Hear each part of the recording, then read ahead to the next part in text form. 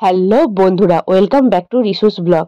তো আজ একটা স্পেশাল দিন, সরস্বতী পুজো প্লাস ভ্যালেন্টাইন্স ডে। কারণ বাঙালির ভালোবাসার দিন হলো এই সরস্বতী পুজো। তো আমরা তো বেরিয়ে পড়েছি ঘুরতে যাওয়ার জন্য।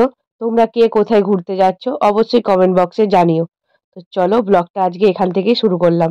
তো বন্ধুরা, আজ আমরা চলে এসেছি হাওড়া জেলার সব শেষ স্টেশন দেউলটি। আর কারণ দেউলটির পরেই কোলাঘাট, ওটা পূর্ব মেদিনীপুর পড়ে যাচ্ছে। আর দেউলটির মধ্যেই প্রাণিত্যাস একটা ছোট্ট গ্রাম, যেখানে কিনা শরৎচন্দ্র চট্টোপাধ্যায়ের বাড়ি। তো দেখতেই পাচ্ছ অনেক লোক ওখানে ভিড় করেছে। আর ওই যে দূরে দেখা যাচ্ছে ওইটাই হলো শরৎচন্দ্র চট্টোপাধ্যায়ের বাড়ি।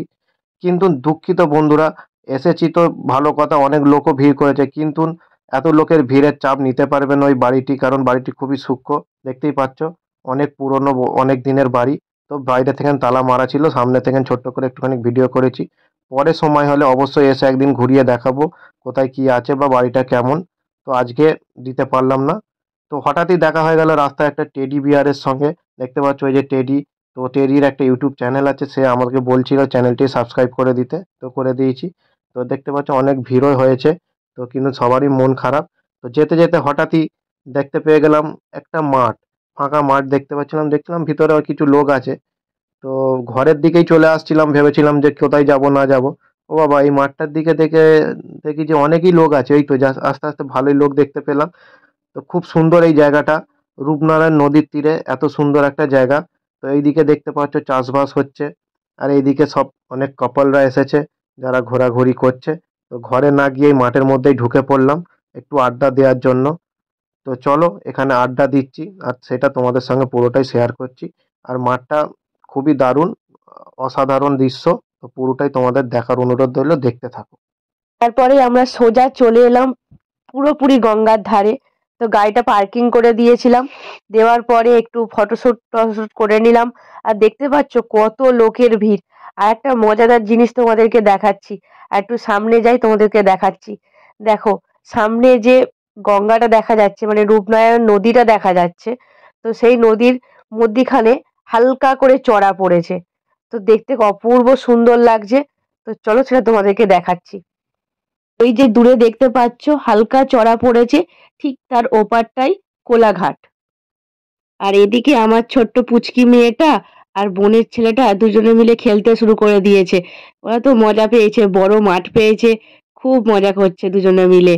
আর এদিকে দেখলাম অমনি চটপট আমার বোনের বর একটা ফুল কিনে নিয়ে চলে এসেছে, কারণ বোনকে প্রপোজ করবে। আজ ভ্যালেন্টাইন্স ডে না, দিনটা কিন্তু খুব ভালো, একদিনে দুটো দিন পড়েছে। এমনিতেই সরস্বতী পুজোটা বাঙালির ভ্যালেন্টাইন ডে হিসাবেই পালন করা হয়। তো দেখো মুখে কি হাসি, আর এদিকে তোমার দাদাও হাসছে, অথচ একটাও গোলাপ কেনেনি। এদিকে দেখতে দেখতে বেলা তো প্রায় অনেক হয়ে গেছিল, আর খুব খিদেও লেগেছিল। তাই ভাবলাম গঙ্গার ধার ধরে হেঁটে হেঁটে যাই, ওদিকে অনেক স্টল বসেছে। তো দেখো প্রচুর দোকানদানি বসেছে আর প্রচুর মানুষের ভিড়। আর আজকে গরমটাও বেশ খুবই ছিল, খুবই গরম লাগছিল। আর আমার বোনের বর এদিকে খাবার কিনতে চলে গেছিল, তাই আমরা দাঁড়িয়েছিলাম আর একটা সুন্দর জায়গা খুঁজছিলাম যেখানে একটু শান্তিতে বসতে পারি। আর এই দেখে দেখো গরম গরম এগরোল তৈরি হচ্ছে। তো কাকুটা খুব সুন্দরভাবে এগরোলটাকে বানাচ্ছে। তো চলো বোনের বর নিক, ততক্ষণে আমরা একটা জায়গা খুঁজি। তো একটু খোঁজাখুঁজির পর একটা জায়গা পেলাম, যেখানে দেখলাম যে অনেকজনই বসে আছে, সেলফি তুলছে, কথা বলছে, গল্প করছে। তো আমরাও সেখানে বসে একটু খাওয়া দাওয়াটা সেরে নিলাম। বলেই তো ছিলাম খুব জোর খিদে পেয়েছে।